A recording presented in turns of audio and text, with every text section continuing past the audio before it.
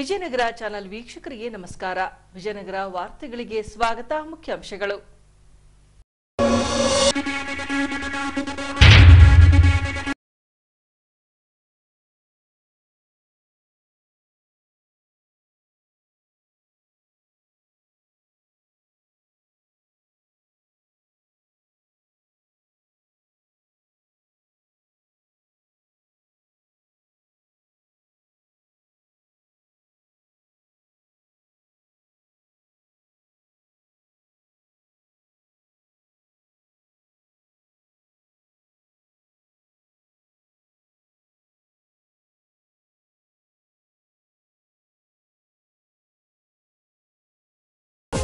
ಗವಿಯಪ್ಪನವರ ಪುತ್ರ ಗುರುದತ್.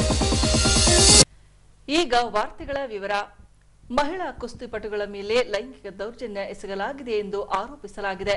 ಹಾಗಾಗಿ ದೌರ್ಜನ್ಯಕ್ಕೆ ಕಾರಣರು ಎನ್ನಲಾದ ಬ್ರಿಜ್ ಭೂಷಣ್ ರವರನ್ನ ಕೂಡಲೇ ಬಂಧಿಸಬೇಕೆಂದು ಹೊಸಪೇಟೆಯ ಪ್ರಗತಿಪರ ಸಂಘಟಕರು ಪ್ರಧಾನಮಂತ್ರಿಗಳಿಗೆ ಆಗ್ರಹಿಸಿದ್ದಾರೆ.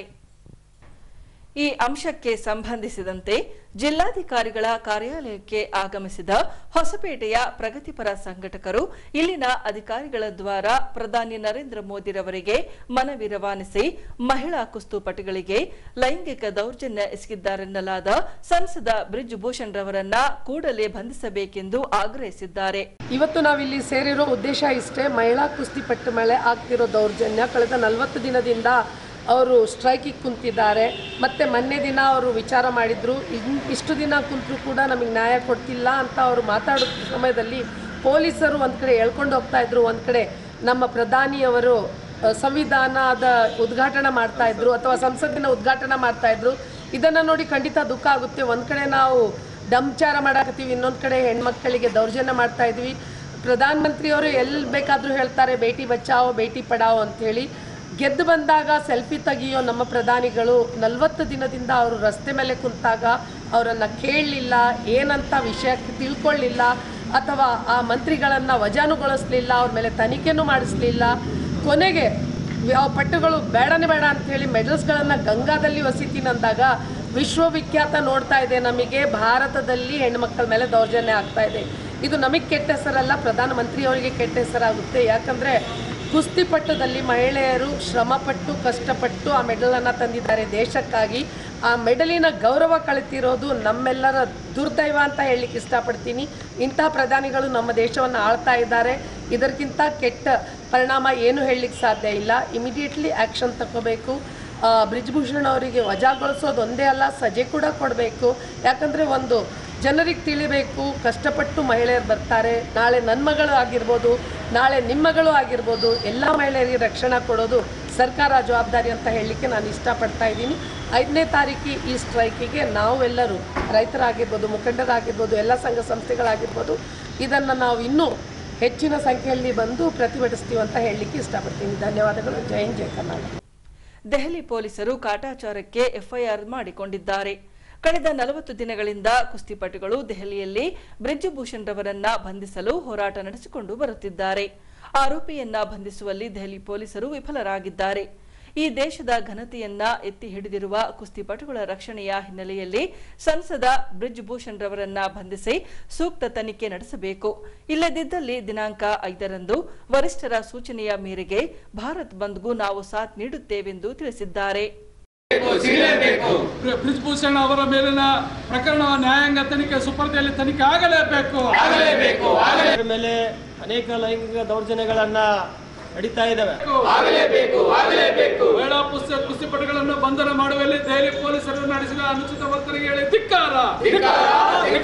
ಮಹಿಳಾ ಕುಸ್ತಿಪಟುಗಳನ್ನು ಬಂಧಿಸುವ ವೇಳೆಯಲ್ಲಿ ದೆಹಲಿ ಪೊಲೀಸರು ಅನುಚಿತವಾಗಿ ನಡೆದುಕೊಂಡ ರೀತಿಯ ಬಗ್ಗೆ ಹೇಳಿ ಧಿಕ್ಕಾರ. ಭಾರತೀಯ ಕುಸ್ತಿ ಫೆಡರೇಷನ್ಗೆ ತಕ್ಷಣವೇ ಚುನಾವಣೆ ಆಗಲೇಬೇಕು.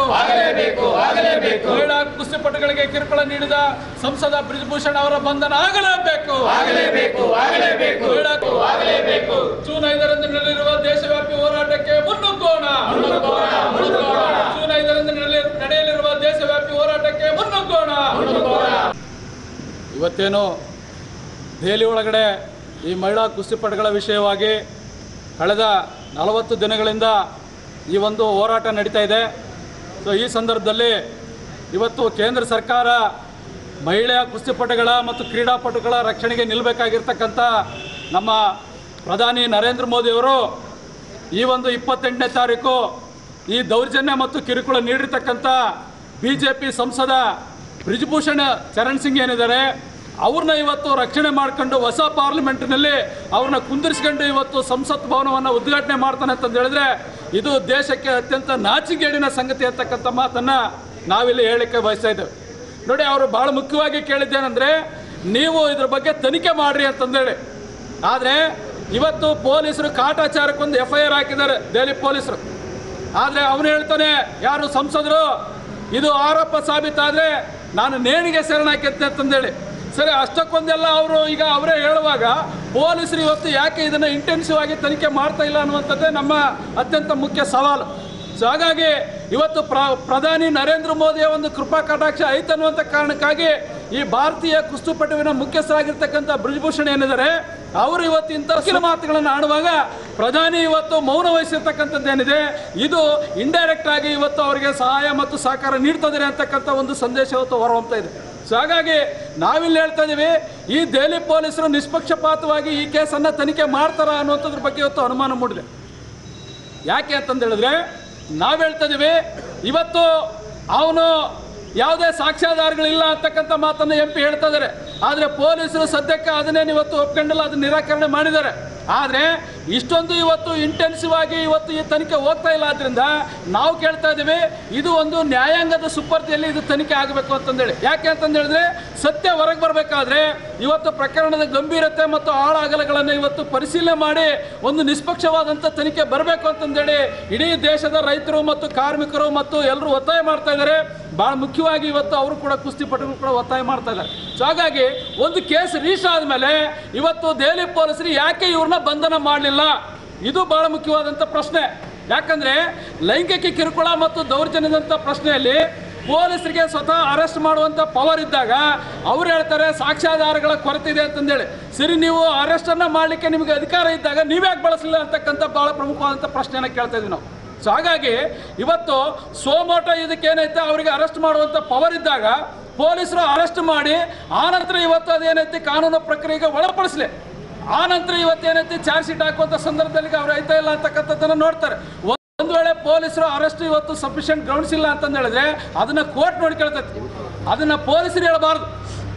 ಸೊ ಹಾಗಾಗಿ ಪೊಲೀಸರು ತಮ್ಮ ಕರ್ತವ್ಯನ ನಿರ್ವಹಣೆ ಮಾಡೋದ್ರಲ್ಲಿ ದೆಹಲಿ ಪೊಲೀಸರು ವಿಫಲರಾಗಿದ್ದಾರೆ ಅಂತಕ್ಕಂಥ ಮಾತನ್ನು ಈ ಸಂದರ್ಭದಲ್ಲಿ ನಾವು ಹೇಳಿಕೆ ಬಯಸ್ತಾ ಇದ್ದೀವಿ. ಸೊ ಹಾಗಾಗಿ ನಮ್ಮ ಒತ್ತಡ ಇರೋದೇನಂತಂದು ಹೇಳಿದ್ರೆ ಇದು ಒಂದು ಜುಡಿಷಿಯಲ್ ಸೂಪರ್ವೈಸರ್ನಲ್ಲಿ ಈ ಕೇಸ್ ತನಿಖೆ ಆಗಬೇಕಂತಕ್ಕಂಥದ್ದು ಒಂದು, ಮತ್ತೆ ಅವ್ರನ್ನ ಅರೆಸ್ಟ್ ಮಾಡಬೇಕು. ಯಾರು ಆ ಬ್ರಿಜ್ಭೂಷಣ್ MP ಏನಿದ್ದಾರೆ ಅವ್ರನ್ನ ಇವತ್ತು ಅರೆಸ್ಟ್ ಮಾಡ್ಬೇಕಂತಕ್ಕಂಥದ್ದು ಎರಡನೇ ಡಿಮ್ಯಾಂಡು. ಮತ್ತು ಭಾಳ ಮುಖ್ಯವಾಗಿ ಇವತ್ತು ಇದೇ ಸಂದರ್ಭದಲ್ಲಿ ನಾವು ಇನ್ನೊಂದು ಒತ್ತಾಯ ಮಾಡಿರೋದು ಅಂತಂದು ಹೇಳಿದ್ರೆ ಹಲವಾರು ವರ್ಷಗಳಿಂದ ಇವತ್ತು ಆ ಭಾರತೀಯ ಕುಸ್ತಿ ಮಂಡಳಿ ಏನಿದೆ ಅದಕ್ಕೆ ಚುನಾವಣೆ ನಡೆದಿಲ್ಲ ಅಂತಕ್ಕಂಥದ್ದೇನಿದೆ ಇದು ಇವತ್ತು ಅತ್ಯಂತ ಒಂದು ಗಂಭೀರವಾದಂಥ ಸಂಗತಿ. ಯಾಕಂತಂದರೆ ಭಾರತ ಒಂದು ಪ್ರಜಾಪ್ರಭುತ್ವ ರಾಷ್ಟ್ರದಲ್ಲಿ ನಾವೆಲ್ಲರೂ ಕೂಡ ಪ್ರಜಾಪ್ರಭುತ್ವವನ್ನು ಒಪ್ಕೊಂಡ ಮೇಲೆ ಕಾಲಕ್ಕೆ ಚುನಾವಣೆಗಳು ನಡೆದೇ ಇದ್ದರೆ ಇಂಥ ಸರ್ವಾಧಿಕಾರಿ ಧೋರಣೆಗಳು ಇವತ್ತು ಅಲ್ಲಿ ಹುಟ್ಕೊಳ್ತವೆ. ಇಂಥ ಒಂದು ಅನೈತಿಕ ನಡೆಸ್ತಕ್ಕಂಥ ಈ ಒಂದು ಏನು ನಮ್ಮ MP ಗಳು ಇವತ್ತು ಅಲ್ಲಿ ಈ ಒಂದು ಸೀಟನ್ನು ಆಕ್ರಮಣ ಮಾಡ್ತಾರೆ. ಸೊ ಹಾಗಾಗಿ ಇಂಥವೆಲ್ಲವಕ್ಕೂ ಕೂಡ ಒಂದು ನಾಂದಿ ಆಡಬೇಕು, ಒಂದು ಕೊನೆ ಆಡಬೇಕು ಅನ್ನೋಂಥದ್ದಾಗಿದ್ದರೆ ಇವತ್ತು ಆ ಮಂಡಳಿಗೆ ಒಂದು ಚುನಾವಣೆಯನ್ನು ನಡೆಸ್ರಿ ಅಂತಕ್ಕಂಥದ್ದನ್ನು ಇಂಟರ್ನ್ಯಾಷನಲ್ ಇವತ್ತು ರೆಸ್ಲರ್ಸ್ ಫೆಡರೇಷನ್ ಅಂತಕ್ಕಂಥದ್ದೇನಿದೆ ಅಂತಾರಾಷ್ಟ್ರೀಯ ಮಟ್ಟದ ಕುಸ್ತಿಪಟುಗಳ ಮಂಡಳಿ ಏನಿದೆ ಅದು ಇವತ್ತು ಒತ್ತಾಯ ಮಾಡಿದೆ. ಸೊ ಹಾಗಾಗಿ ಆ ಬೇಡಿಕೆ ಸರಿ ಇದೆ ಅಂತಕ್ಕಂಥದ್ದನ್ನು ಕೂಡ ನಾವು ಒಪ್ತಾ ಇದ್ವಿ. ಸೊ ಹಾಗಾಗಿ ಇವತ್ತು ನಮ್ಮ ನರೇಶ್ ಟಿಕಾಯತ್ ಏನು ಇವತ್ತು ಆ ಕುಸ್ತಿಪಟುಗಳು ಈ ಒಂದು ಬಂಗಾರದ ಪದಕಗಳನ್ನು ಇವತ್ತೇನು ಗಂಗಾ ನದಿಗೆ ಹಾಕ್ಲಿಕ್ಕೆ ಹೋಗಿದ್ರು, ಇದು ಕೇವಲ ಅವರು ಗಳಿಸಿರ್ತಕ್ಕಂಥದ್ದಲ್ಲ, ಒಂದು ದೇಶದ ಹೆಮ್ಮೆಯ ಪ್ರತೀಕವಾಗಿ ಅವರು ಇವತ್ತು ಪದಕಗಳನ್ನು ತಂದಿರತಕ್ಕಂಥ. ಆದ್ದರಿಂದ ಇವತ್ತು ನಮ್ಮ ರೈತ ಮುಖಂಡರು ಆ ಒಂದು ಗಂಗಾ ನದಿಯಲ್ಲಿ ಆಗ್ತಕ್ಕಂಥದ್ದನ್ನು ವಾಪಸ್ ಕರೆತಂದು ಸರ್ಕಾರಕ್ಕೆ ಒಂದು ಗಡುವನ್ನು ಕೊಟ್ಟಿದ್ದಾರೆ. ಸೊ ಹಾಗಾಗಿ ಇವತ್ತು ನಮ್ಮದೇನೆಂದರೆ ಇದು ಒಂದು ಎಚ್ಚರಿಕೆ ಪತ್ರ ಇವತ್ತು ಕೇಂದ್ರ ಸರ್ಕಾರಕ್ಕೆ. ಹಾಗಾಗಿ 5ನೇ ತಾರೀಕು ಒಳಗೆ ಬ್ರಿಜ್ಭೂಷಣ್ ಅರೆಸ್ಟ್ ಆಗಿಲ್ಲ ಅಂತಂದು ಹೇಳಿದ್ರೆ ಇಡೀ ರಾಷ್ಟ್ರ ಮಟ್ಟದಲ್ಲಿ ನಾವು ಗಂಭೀರವಾದಂಥ ಹೋರಾಟವನ್ನು ಮಾಡ್ತೀವಿ. ನಮ್ಮ ನಾಯಕರು ಏನಾದರೂ ಭಾರತ ಬಂದ್ಗೆ ಕರೆ ಕೊಟ್ಟರೆ ಅದನ್ನು ಕೂಡ ನಾವು ಇವತ್ತು ಸಮರ್ಪಕವಾಗಿ ಇಲ್ಲಿ ಲೋಕಲ್ ಆಗಿ ನಾವು ಜಾರಿ ಮಾಡ್ತೀವಿ ಅಂತಕ್ಕಂಥ ಮಾತನ್ನು ಹೇಳ್ತೇವೆ. ಸೊ ಹಾಗಾಗಿ ಇದು ಕೇವಲ ಯಾರೋ 3 ಜನರು ಕುಸ್ತಿಪಟುಗಳ ಪ್ರಶ್ನೆ ಅಲ್ಲ. ಈ ದೇಶಕ್ಕೆ ಇವತ್ತು ಅವರು ಒಂದು ಗೌರವ ಮತ್ತು ಹೆಮ್ಮೆ ಕೀರ್ತಿಯನ್ನು ತಂದಿರತಕ್ಕಂಥ ಕುಸ್ತಿಪಟುಗಳನ್ನು ನಮ್ಮ ಸರ್ಕಾರ ನಡೆಸ್ಕೊಳ್ಳುವಂಥ ರೀತಿ ಏನಿದೆ ಇದು ಇವತ್ತು ನಿಜವಾಗ್ಲೂ ಕೂಡ ಭಾರತದ 130 ಕೋಟಿ ಜನರಿಗೆ ಇವತ್ತು ನರೇಂದ್ರ ಮೋದಿ ಅಪಮಾನ ಮಾಡ್ತಾ ಇದ್ದಾರೆ, ಕೇಂದ್ರ ಸರ್ಕಾರ ಅಪಮಾನ ಮಾಡ್ತಾ ಇದ್ದಾರೆ ಅಂತಕ್ಕಂಥ ಮಾತನ್ನ ನಾವು ಇವತ್ತು ಹೇಳ್ತಾ ಇದ್ದೀವಿ. ಹಾಗಾಗಿ ಇಂಥ ಒಂದು ಅಪಮಾನ ಕೇವಲ ಕುಸ್ತಿಪಟುಗಳಿಗಲ್ಲ, ಈ ದೇಶದ ಜನರಿಗೆ, ಈ ದೇಶದ ಪ್ರಜಾಪ್ರಭುತ್ವ ವ್ಯವಸ್ಥೆಗೆ, ಈ ದೇಶದ ಕಾನೂನಿಗೆ ಅಂತಕ್ಕಂಥದ್ದನ್ನ ನಾವಿವತ್ತು ಹೇಳಲಿಕ್ಕೆ ಬಯಸಿದ್ದೇವೆ. ಹಾಗಾಗಿ ಇಂಥ ಅಪಮಾನವನ್ನು ನಾವು ಸಹಿಸೋದಿಲ್ಲ. ಮುಂಬರ್ತಕ್ಕಂಥ ದಿನಗಳಲ್ಲಿ ನಾವೇನು ಗಡುವು ಕೊಟ್ಟಿದ್ದೇವೆ, ತಕ್ಷಣ ಇವತ್ತು ಬಂಧನ ಆಗಬೇಕು. ಇಲ್ಲದೆ ಹೋದರೆ ನಾವೆಲ್ಲರೂ ಕೂಡ ಒಂದು ತೀವ್ರವಾದಂಥ ಚಳವಳಿಗೆ ಮುಂದಾಗ್ತವೆ. ಈ ಒಂದು ಚಳವಳಿಗೆ ಹೊಸಪೇಟೆಯ ಎಲ್ಲ ನಾಗರಿಕ ಬಂಧುಗಳು, ಎಲ್ಲ ಇವತ್ತು ಮಹಿಳೆಯರು ಈ ಒಂದು ಹೋರಾಟಕ್ಕೆ ಭಾಗವಹಿಸಬೇಕು ಅಂತಕ್ಕಂಥ ವಿನಂತಿಯನ್ನು ಕೂಡ ನಾವು ಇದೇ ಸಂದರ್ಭದಲ್ಲಿ ಮಾಡ್ತಾ ನನ್ನ ಮಾತಾಡ್ತನ್ನ ಮುಗಿಸ್ತಾ ಇದ್ದೀನಿ.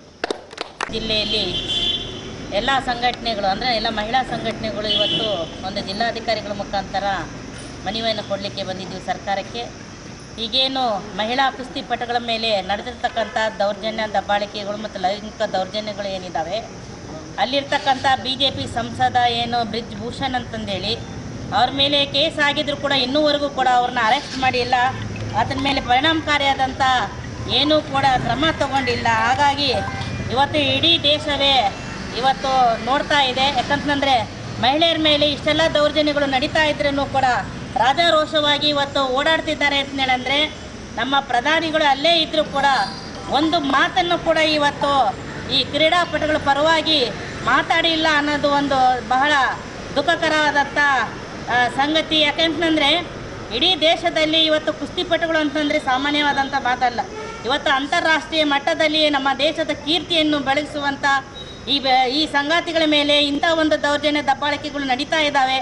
ಈಗಾಗಲೇ ಸುಪ್ರೀಂ ಕೋರ್ಟ್ ಕೂಡ 3 ಬಾರಿ ಎಲ್ಲ ರಾಜ್ಯ ಮತ್ತು ರಾಜ್ಯಗಳ ಇದ್ರ ಮೇಲೆ ಕೂಡ ಒಂದು ಕೇಸನ್ನು, ಅಂದರೆ ಮಹಿಳೆಯರ ಮೇಲೆ ಇವತ್ತು ಏನು ಲೈಂಗಿಕ ದೌರ್ಜನ್ಯಗಳು ನಡೀತಾ ಇದ್ದಾವೋ ಸಮಿತಿಗಳನ್ನ ರಚನೆ ಮಾಡಿರಿ ಅಂತಂದೇಳಿ ಅಂದರೂ ಕೂಡ ಇವತ್ತು ಎಲ್ಲೂ ರಚನೆಗಳು ಆಗ್ತಾ ಇಲ್ಲ. ಇವತ್ತು ದೌರ್ಜನ್ಯಕ್ಕೆ ಒಳಗಾದಂಥವ್ರು ಎಂಥ ಹೀನಾಯ ಪರಿಸ್ಥಿತಿ ಎದುರಿಸಬೇಕು ಅಂತಂದರೆ ಇವತ್ತು ದೆಹಲಿಯಲ್ಲಿ ನಡೀತಿರ್ತಕ್ಕಂಥ ಹೋರಾಟವೇ ಸಾಕ್ಷಿಯಾಗಿದೆ.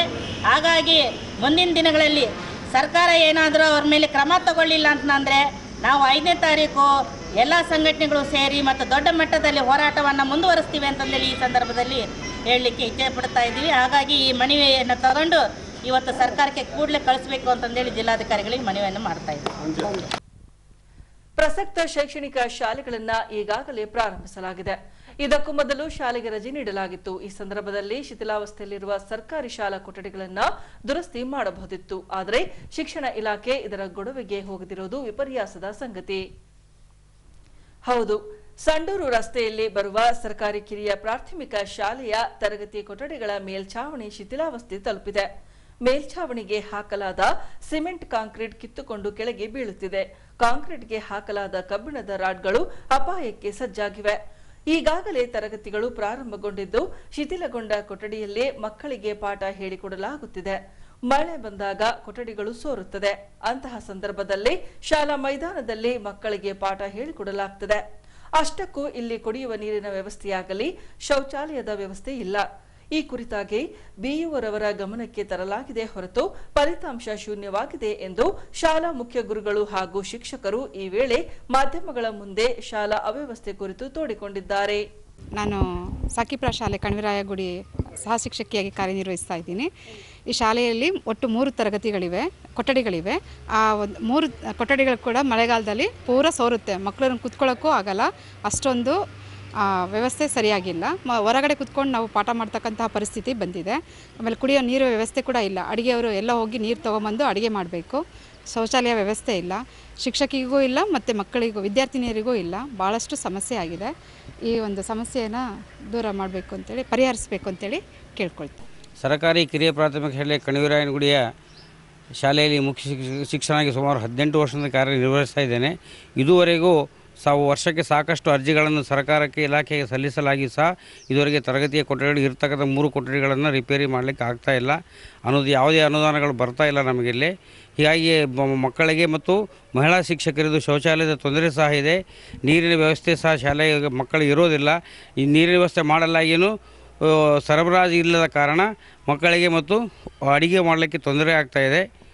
ಈ ಮೂಲಕ ವಿನಂತಿಸಿಕೊಳ್ಳೋದೇನಂತಂದರೆ ಮಾಧ್ಯಮದವರಲ್ಲಾಗಲಿ ಇಲಾಖೆಯವರಲ್ಲಾಗಲಿ ಈ ವರ್ಷನಾದರೂ ದಯಮಾಡಿ ಇಲ್ಲಿ ತರಗತಿಯ ಕೊಠಡಿಗಳನ್ನು ದುರಸ್ತಿ ಮಾಡಿಕೊಡಬೇಕಾಗಿ ವಿನಂತಿಸಿಕೊಳ್ತೇನೆ. ದೇವದಾಸಿ ಮಹಿಳೆಯರ ಮಾಸಿಕ ಸಹಾಯಧನವನ್ನ ಹೆಚ್ಚಿಸುವಂತೆ ಕಳೆದ 7-8 ವರ್ಷಗಳಿಂದ ಸರ್ಕಾರಕ್ಕೆ ಒತ್ತಾಯಿಸಿಕೊಂಡು ಬರಲಾಗುತ್ತಿದೆ. ಹಾಗಾಗಿ ರಾಜ್ಯದಲ್ಲಿ ಇತ್ತೀಚೆಗೆ ಆಡಳಿತದ ಚುಕ್ಕಾಣಿ ಹಿಡಿದಿರುವ ಕಾಂಗ್ರೆಸ್ ಸರ್ಕಾರ ದೇವದಾಸಿಯರ ಮಾಸಿಕ ಸಹಾಯಧನ ಹೆಚ್ಚಳ ಸೇರಿದಂತೆ ವಿವಿಧ ಬೇಡಿಕೆಗಳನ್ನು ಈಡೇರಿಸಬೇಕೆಂದು ಆಗ್ರಹಿಸಲಾಗಿದೆ. ಈ ವಿಷಯಕ್ಕೆ ಸಂಬಂಧಿಸಿದಂತೆ ಕರ್ನಾಟಕ ರಾಜ್ಯ ದೇವದಾಸಿ ಮಹಿಳೆಯರ ವಿಮೋಚನಾ ಸಂಘ ವಿಜಯನಗರ ಜಿಲ್ಲಾ ಸಮಿತಿಯಿಂದ ಸ್ಥಳೀಯ ಜಿಲ್ಲಾ ಪತ್ರಿಕಾ ಭವನದಲ್ಲಿ ಸುದ್ದಿಗೋಷ್ಠಿಯನ್ನ ಹಮ್ಮಿಕೊಳ್ಳಲಾಗಿತ್ತು. ಈ ಸಂದರ್ಭದಲ್ಲಿ ಸಂಘದ ರಾಜ್ಯ ಪ್ರಧಾನ ಕಾರ್ಯದರ್ಶಿ ಮಾಳಮ್ಮನವರು ಮಾಧ್ಯಮ ಮಿತ್ರರೊಂದಿಗೆ ಮಾತನಾಡಿ, ಕಳೆದ 18-20 ವರ್ಷಗಳಿಂದ ನಿರಂತರ ಹೋರಾಟ ನಡೆಸಿ ಕೆಲ ಬೇಡಿಕೆಗಳನ್ನು ಈಡೇರಿಸಿಕೊಳ್ಳಲು ಸಾಧ್ಯವಾಗಿದೆ. ಆದರೆ ಈ ಹಿಂದಿನ ಬಿಜೆಪಿ ಸರ್ಕಾರ ದೇವದಾಸಿ ಮಹಿಳೆಯರಿಗೆ ಸೌಲಭ್ಯ ನೀಡುವಲ್ಲಿ ವಿಫಲವಾಗಿದೆ. ಹಾಗಾಗಿ ದೇವದಾಸಿ ಮಹಿಳೆಯರ ಮಾಸಿಕ ಸಹಾಯಧನವನ್ನ 5,000 ರೂಪಾಯಿಗೆ ಹೆಚ್ಚಿಸಬೇಕು. ನಿವೇಶನ ರಹಿತರಿಗೆ ನಿವೇಶನ ನೀಡಿ ಮನೆ ನಿರ್ಮಿಸಿಕೊಡಬೇಕು. ದೇವದಾಸಿ ಮಹಿಳೆಯರ ಮಕ್ಕಳನ್ನ ಸರ್ವೆ ನಡೆಸಿ ಅವರಿಗೂ ನಮಗೆ ನೀಡುವ ಸೌಲಭ್ಯವನ್ನ ಒದಗಿಸಬೇಕು. ದೇವದಾಸಿ ಪುನರ್ವಸತಿ ಇಲಾಖೆಯನ್ನ ಪುನರ್ಸ್ಥಾಪಿಸಿ ದೇವದಾಸಿ ಮಹಿಳೆಯರಿಗೆ ಮೀಸಲಿರಿಸಿದ ಅನುದಾನವನ್ನ ಸಮರ್ಪಕವಾಗಿ ಫಲಾನುಭವಿಗಳಿಗೆ ಸೌಲಭ್ಯವನ್ನ ಒದಗಿಸಿಕೊಡಬೇಕೆಂದು ರಾಜ್ಯ ಸರ್ಕಾರಕ್ಕೆ ಸುದ್ದಿಗೋಷ್ಠಿ ಮೂಲಕ ಆಗ್ರಹಿಸಿದ್ದಾರೆ. ಕರ್ನಾಟಕ ರಾಜ್ಯ ದೇವದಾಸಿ ಮಹಿಳೆಯರ ವಿಮೋಚನಾ ಸಂಘಟನೆ ನಿರಂತರ ಸುಮಾರು 18-20 ವರ್ಷಗಳಿಂದ ಹೋರಾಟ ನಡೆಸಿ ಹಲವಾರು ಬೇಡಿಕೆಗಳನ್ನು ಈಡೇರಿಸಿಕೊಳ್ಳಲಿಕ್ಕೆ ಸಾಧ್ಯತೆ ಆಗಿದೆ. ಆದರೆ ಹಿಂದೆ ಇರ್ತಕ್ಕಂಥ ಸರ್ಕಾರ ಯಾವುದೇ ದೇವದಾಸಿ ಮಹಿಳೆಯರಿಗೆ ಪೆನ್ಷನ್ ಹೆಚ್ಚಳ ಮಾಡೋದಿರ್ಬೋದು, ಸಾಲ ಸೌಲಭ್ಯಗಳು ಕೊಡ್ತಕ್ಕಂಥದ್ದಿರ್ಬೋದು, ಮನೆ ಕೊಡ್ತಕ್ಕಂಥದ್ದಿರ್ಬೋದು, ಅವ್ರ ಮಕ್ಕಳ ಸರ್ವೆ ಮಾಡ್ತಕ್ಕಂಥದ್ದು ಇವು ಯಾವ ಕೂಡ ಮಾಡಲಿಲ್ಲ. ನಿರಂತರ 4-5 ವರ್ಷಗಳ ಕಾಲ ಹೋರಾಟ ನಡೆಸ್ಕೊಂಬಂದಿದ್ದೀವಿ. ಆದರೆ ಅದಕ್ಕೇನು ಕೂಡ ಕಿವಿ ಕಣ್ಣು ಎರಡು ಕೂಡ ಇರಲಿಲ್ಲ ಸರ್ಕಾರಕ್ಕೆ ಅನ್ನೋಂಥದ್ದನ್ನು ಈ ಸಂದರ್ಭದಲ್ಲಿ ನಾನು ಹೇಳೋಕ್ಕೆ ಇಷ್ಟಪಡ್ತೀನಿ. ಅದೇ ಸಂದರ್ಭದಲ್ಲಿ ಇವತ್ತು ನಾವೇನು ಇವತ್ತು ಕುಂತಿದ್ದೀವಿ, ಮೊನ್ನೆ ನಡೆದಂಥ ಚುನಾವಣೆಯಲ್ಲಿ ನಾವು ಕರ್ನಾಟಕ ರಾಜ್ಯ ದೇವದಾಸಿ ಮಹಿಳೆಯರ ವಿಮೋಚನಾ ಸಂಘಟನೆ ರಾಜ್ಯ ಸಮಿತಿ ಒಂದು BJPಯನ್ನು ಸೋಲಿಸ್ಬೇಕು ಅಂತಂದೇಳಿ ಜನಗಳಿಗೆ ಮನವಿ ಮಾಡ್ಕೊಂಡಿದ್ವಿ. ಅದೇ ರೀತಿ ಇವತ್ತು ಜನಗಳು ಈ BJPಯನ್ನು ಸೋಲಿಸಿ ಇವತ್ತು ಕಾಂಗ್ರೆಸ್ ಸರ್ಕಾರವನ್ನು ಅಧಿಕಾರಕ್ಕೆ ತಂದಿದ್ದಾರೆ. ಈ ಕಾಂಗ್ರೆಸ್ ಸರ್ಕಾರ ಏನು ಬಂದಿದೆ ಇದಕ್ಕೆ ನಾವು ಸ್ವಾಗತ ಮಾಡ್ತೀವಿ, ಒಂದನೇದು. ಇನ್ನು ಎರಡನೇದೇನಿದೆ, ಇವತ್ತು ಎಲ್ಲರ ಬಗ್ಗೆನೂ ಮಹಿಳೆಯರ ಬಗ್ಗೆ ಗ್ಯಾರಂಟಿ ಕೊಡ್ತಾ ಇದ್ದಾರೆ, ವಿದ್ಯಾರ್ಥಿ ಯುವಜನರ ಬಗ್ಗೆ ಗ್ಯಾರಂಟಿ ಕೊಡ್ತಾ ಇದ್ದಾರೆ. ಆದರೆ ನಮ್ಮ ದೇವದಾಸಿ ಮಹಿಳೆಯರ ಕುಟುಂಬಗಳನ್ನು ಅವರು ಮರೆತಿದ್ದಾರೆ. ಅಂದರೆ ಹಿಂದೆ ಏನು ನಾವು ಹೋರಾಟ ಮಾಡಿದ್ವಿ, ಹಿಂದೆ ಕಾಂಗ್ರೆಸ್ ಸರ್ಕಾರ ಇದ್ದಾಗ ನಮಗೆಲ್ಲ ಕೂಡ 500 ರೂಪಾಯಿ ಜಾಸ್ತಿ ಮಾಡ್ತೀವಿ ಅಂತ ಹೇಳಿದರು, ಮಕ್ಕಳನ್ನ ಸರ್ವೆ ಮಾಡ್ತೀವಿ ಅಂತ ಹೇಳಿದರು. ಆದರೆ ಈಗಲೂ ಕೂಡ ಅವು ಯಾವುದೂ ಕೂಡ ಮಾಡಿಲ್ಲ. ಹಾಗಾಗಿ ಇದು ಏನು ಮರ್ತಿರ್ತಕ್ಕಂಥ ಸರ್ಕಾರ ಮತ್ತು ಮಂತ್ರಿಮಂಡಲ ಏನೈತಲ್ಲ, ಇದಕ್ಕೆ ನಾವು ನೆನಪು ಮಾಡಬೇಕಾಗಿದೆ. ಹಾಗಾಗಿ ಇವತ್ತು ನಾವು ಬಂದಿದ್ದೀವಿ. ಭಾಳ ಮುಖ್ಯವಾಗಿ ದೇವದಾಸಿ ಮಹಿಳೆಯರ ಪೆನ್ಷನ್ನು 5,000 ರೂಪಾಯಿಗಳಿಗೆ ಹೆಚ್ಚಳ ಆಗಬೇಕು ಅಂತಂದೇಳಿ ನಾವು ಒತ್ತಾಯ ಮಾಡ್ತಾಯಿದ್ದೀವಿ. ಅದೇ ರೀತಿ ನಿವೇಶನ ಇದ್ದಂಥವ್ರಿಗೆ ಮನೆ ಆಗಿದವು, ಆದರೆ ನಿವೇಶನ ಇಲ್ಲದಂಥ ಜನಗಳು ಭಾಳ ಜನ ಹೆಣ್ಮಕ್ಳಿದ್ದಾರೆ. ಅವರೆಲ್ಲರಿಗೂ ಕೂಡ ನಿವೇಶನ ಕೊಟ್ಟು ಮತ್ತು ಮನೆ ಕಟ್ಸ್ಕೊಡ್ಬೇಕು ಅಂತಂದೇಳಿ ನಾವು ಒತ್ತಾಯ ಮಾಡ್ತಾಯಿದ್ದೀವಿ. ಭಾಳ ಮುಖ್ಯವಾಗಿ ದೇವದಾಸಿ ಮಹಿಳೆಯರ ಮಕ್ಕಳನ್ನ ಸರ್ವೆ ಮಾಡಬೇಕು ಅಂತಂದೇಳಿ ನಾವು ಒತ್ತಾಯ ಮಾಡ್ತಾಯಿದ್ದೀವಿ. ಜೊತೆಗೆ ಇವತ್ತು ಹೆಣ್ಣು ಮಕ್ಕಳು ದೇವದಾಸಿ ಮಹಿಳೆಯರು ಹೆಣ್ಣು ಮಕ್ಕಳನ್ನ ಮದುವೆ ಮಾಡಿಕೊಡುವಂಥ ಸಂದರ್ಭದಲ್ಲಿ ಗಂಡನ ಮನೆಯಲ್ಲಿ ಸರಿಯಾಗಿ ಭಾಳ ಮಾಡಿಸ್ಕೊಂಡಿಲ್ಲ. ಅಂಥ ಹೆಣ್ಣುಮಕ್ಕಳು ಮತ್ತು ವಿಧವೆ ಆದಂಥ ಹೆಣ್ಣುಮಕ್ಕಳು ಎಲ್ಲರೂ ಕೂಡ ಮತ್ತೆ ತಾಯಿ ಮನೆಗೆ ಬಂದು ಇದ್ದಾರೆ. ಅಂಥವ್ರನ್ನ ಸರ್ವೆ ಮಾಡಿ ಅವ್ರಿಗೇನು ಪರಿತ್ಯಕ್ತ ಮಹಿಳೆಯರು ಅಂತಂದೇಳಿ ಪರಿಗಣಿಸಿ ಅಂಥ ಮಹಿಳೆಯರಿಗೆ ಇವತ್ತು ತಾಯಿಗೆ ಏನು ಸೌಲಭ್ಯ ಸಿಗ್ತದೆ ಅಂಥ ಸೌಲಭ್ಯ ಆ ಮಕ್ಕಳಿಗೆ ಕೂಡ ಕೊಡಬೇಕು ಅಂತಂದೇಳಿ ನಾವು ಒತ್ತಾಯ ಮಾಡ್ತಾಯಿದ್ದೀವಿ. ಜೊತೆಗೆ ಇವತ್ತು ದೇವದಾಸಿ ಪುನರ್ವಸತಿ ಇಲಾಖೆಯನ್ನು ಇವತ್ತು ಇರಲಾರ್ದಂಗೆ ಮಾಡಿದ್ದಾರೆ. ಹಿಂದೆ BJP ಸರ್ಕಾರ ಏನಿತ್ತು ಅದು ದೇವದಾಸಿ ಪುನರ್ವಸತಿ ಇಲ್ಲವೇ ಇಲ್ಲ. ಅದೆಲ್ಲ ಕೂಡ ಯಾವುದೋ ಒಂದು ಖಾಸಗಿ ಸಂಸ್ಥೆಯವರಿಗೆ ವಹಿಸ್ಕೊಟ್ಟು ಇವತ್ತು ಅದನ್ನು ಎಲ್ಲಿ ಹೋಗಿ ಕೇಳಬೇಕು ಅಂತ ನಮಗೂ ಕೂಡ ಗೊತ್ತಿಲ್ಲ. ಈ ವಿಜಯನಗರ ಜಿಲ್ಲೆ ಬಂದಾಗ ನಾವು ಎಲ್ಲಿ ಹೋಗಿ ದೇವದಾಸಿ ಸಂಬಂಧಪಟ್ಟಂಗೆ ನಾವು ಬೇಡಿಕೆಯನ್ನು ಕೇಳಬೇಕು ಅನ್ನೋಂಥ ಪ್ರಶ್ನೆ ನಮಗೆಲ್ಲ ಬಂದಿದೆ. ಹಾಗಾಗಿ ಇವತ್ತು ಈ ಖಾಸಗೀಕರಣ ಇದು ಎಲ್ಲ ಒಂದು ಸಂಸ್ಥೆಯವ್ರಿಗೆ ಕೊಡಿಸಿ ಇವತ್ತು ದೇವದಾಸಿ ಮಹಿಳೆಯರನ್ನ ಒಂದು ಬೀದಿಗೆ ನಿಲ್ಲಿಸುವಂಥ ಕೆಲಸ ಸರ್ಕಾರಗಳು ಮಾಡಿದವು. ಇದು ಸರಿಯಲ್ಲ. ಇದೇನು ದೇವದಾಸಿ ಪುನರ್ವಸತಿಯನ್ನು ಸರ್ಕಾರದ ಹತೋಟಿಯಲ್ಲಿ ಇಟ್ಟು ಈಗೇನು ಇದನ್ನು ಮುಂದಿನ ಎಲ್ಲ ಕೆಲಸಗಳು ಆಗಬೇಕು ಅನ್ನೋಂಥದ್ದು ನಾವು ಒತ್ತಾಯ ಮಾಡ್ತಾ ಇದ್ದೀವಿ ಸಂದರ್ಭದಲ್ಲಿ. ಈಗ ಫೋಟೋ ಕ್ಲಿಕ್ ಸುದ್ದಿ.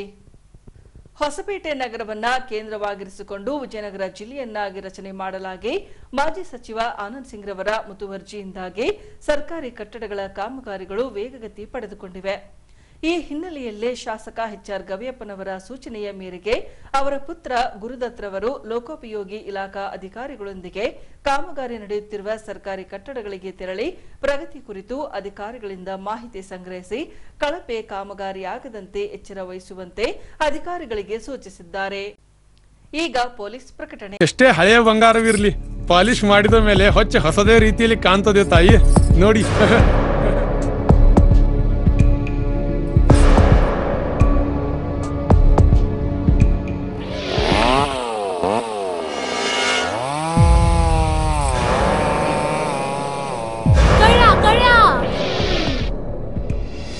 ತಾಯಿ, ನಿಮ್ ಮೈ ಮೇಲೆ ಅದೋ ಹೊಲಸು ಬಿದ್ದಿದೆ.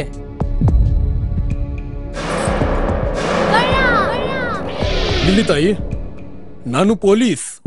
ಅಲ್ಲಿ ಮುಂದೆ ದಾರಿಲಿ ದೊಡ್ಡ ಗಲಾಟೆ ಆಗಿದೆ. ಮತ್ ನೀವು ಇಷ್ಟೆಲ್ಲ ಒಡವೆ ಹಾಕೊಂಡು ತಿರುಗಾಡ್ತಾ ಇದ್ದೀರಾ. ಈ ಒಡವೆಗಳನ್ನ ಈ ವಸ್ತ್ರದಲ್ಲಿ ಕಟ್ಟಿ ಪರ್ಸ್ನಲ್ಲಿ ಇಡಿ. ಹಾಕಿ ಪರ್ಸ್ನಲ್ಲಿ ಇಡೋಣ. ಅಲ್ಲೇ ಮುಂದ್ಗಡೆ ಆಗಿದೆ.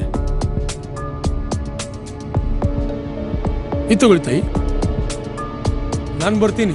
ಈ ಕಡೆಯಿಂದ ಹೋಗಿ.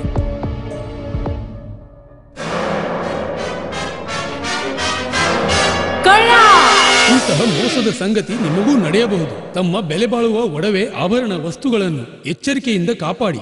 ಯಾವುದೇ ಮಾತುಗಳಿಗೆ ಮರುಳಾಗಬೇಡಿ. ಸಂಶಯಾಸ್ಪದ ರೀತಿಯಲ್ಲಿ ಯಾರಾದರೂ ಕಂಡು ಬಂದರೆ ಸಮೀಪದ ಪೊಲೀಸ್ ಠಾಣೆಯನ್ನು ಸಂಪರ್ಕಿಸಿರಿ. ನಿಮ್ಮ ದೂರುಗಳನ್ನು ಪೊಲೀಸ್ ಕಂಟ್ರೋಲ್ ರೂಮ್ ಸಂಖ್ಯೆ 100 ಅಥವಾ 0832258100ಗೆ ನೀಡಿರಿ. ಬಳ್ಳಾರಿ ಜಿಲ್ಲಾ ಪೊಲೀಸರ ವತಿಯಿಂದ ಜನಹಿತಾರ್ಥ ಪ್ರಕಟಿಸಲಾಗಿದೆ. ಈಗ ಕೊನೆಯಲ್ಲಿ ಮತ್ತೊಮ್ಮೆ ವಾರ್ತೆಗಳ ಮುಖ್ಯಾಂಶಗಳು.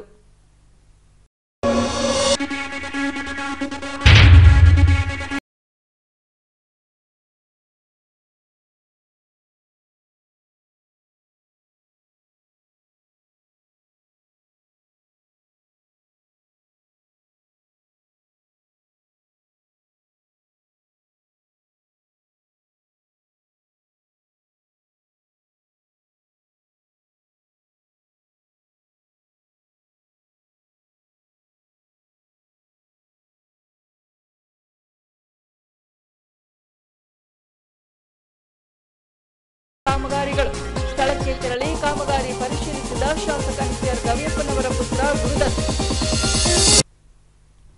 ಇಲ್ಲಿಗೆ ವಾರ್ತಾ ಪ್ರಸಾರ ಮುಕ್ತಾಯವಾಯಿತು. ವಂದನೆಗಳೊಂದಿಗೆ ನಯನ ಉಮೇಶ್.